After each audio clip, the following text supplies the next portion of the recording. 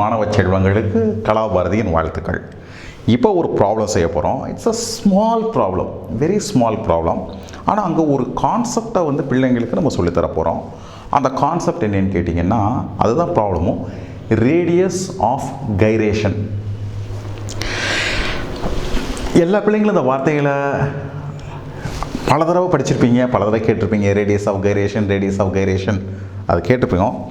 அது பேரே fantastic, radius of gyration, right. ஆனால் சம்ஹவ் நமக்கு அதனுடைய பொருள் என்ன செய்கிறது இல்லை, ஆழ்ந்து நம்ம புரிஞ்சுக்கிறது இல்லை.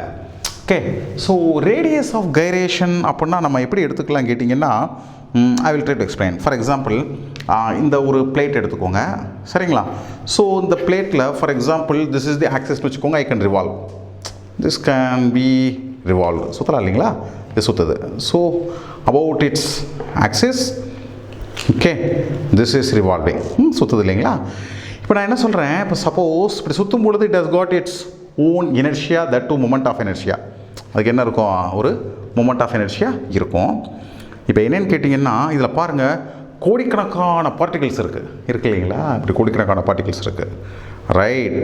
இந்த கோடிக்கணக்கான பார்ட்டிகளும் இந்த ஆக்சிஸை பொறுத்து அவ்வளவு சேர்ந்து தனியாக ஒரே ஒரு பார்ட்டிகிளாக இருந்து, அப்படி இருக்கும் பொழுது அதனுடைய எனர்ஜியாகவும் மொமெண்ட் ஆஃப் எனர்ஜியாகவும் இதனுடைய மொமெண்ட் ஆஃப் எனர்ஜியாகவும் சமமாக இருந்துச்சுன்னா அந்த ரேடியஸ் இருக்குது பார்த்தீங்களா, அதுக்கு பெயர் தான் ரேடியஸ் ஆஃப் கைரேஷன். புரிஞ்சிருச்சிங்களா பிள்ளைங்களா? நான் ஒரு தடவை சொல்லிடுறேன். ஓகே பிள்ளைங்களா, இதனுடைய மொமெண்ட் ஆஃப் எனர்ஜியாக இருக்குல்ல, இப்போ சுற்றும் போது அப்புறம் சுற்றிக்கிட்டே இருக்கு பாருங்கள். நான் கையை எடுத்துகிட்டு நிற்கலை, it is revolving. Okay, this is due to moment of inertia, சரிங்களா? அது எனர்ஜியாக இருக்கிறனால என்ன செஞ்சுக்கிட்டு இருக்கு, சுற்றிக்கிட்டே இருக்குது. இப்போ நான் என்ன சொல்கிறேன், இதில் பல பார்ட்டிகிள்ஸ் இருக்குது, புது புதிய பார்ட்டிகிள்ஸ் இருக்குது. இந்த எல்லா பார்ட்டிகிளும் சேர்ந்து ஒரே ஒரு இடத்துல கான்சன்ட்ரேட் ஆச்சுன்னா, அப்படி ஆகி இதுக்கு என்ன மொமெண்ட் ஆஃப் எனர்ஜியாக இருக்கோ அதே மொமெண்ட் ஆஃப் எனர்ஜியா அதற்கும் இருக்குமே ஆயின், அந்த தூரத்திற்கு ரேடியஸ் ஆஃப் கைரேஷன் என்று பெயர். Otherwise effective radius, that is what is called as radius of gyration. உங்களுக்கு புரிஞ்சிருக்கும்னு நினைக்கிறேன். ஒரு சின்ன ப்ராப்ளம் பார்க்கலாம். So calculate the radius of gyration of a rod of mass 100 gram and length 100 centimeter about an axis passing through its center of gravity and perpendicular to its length. The moment of inertia of the rod about an axis passing through its center of gravity perpendicular to கேட்டிருக்காங்க இல்லைங்களா? So அப்போ நம்ம என்ன பண்ணலாம் கேட்டிங்கன்னா,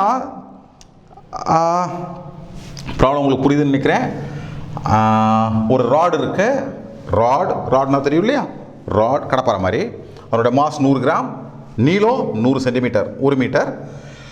okay, about an axis passing through its centre of gravity, axis passing through its centre of gravity, right, perpendicular to its, இப்படி சுற்றுது அது.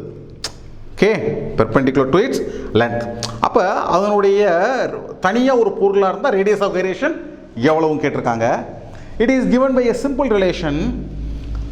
Okay, moment of inertia with respect to radius of gyration சொன்னீங்கன்னா it is mk square.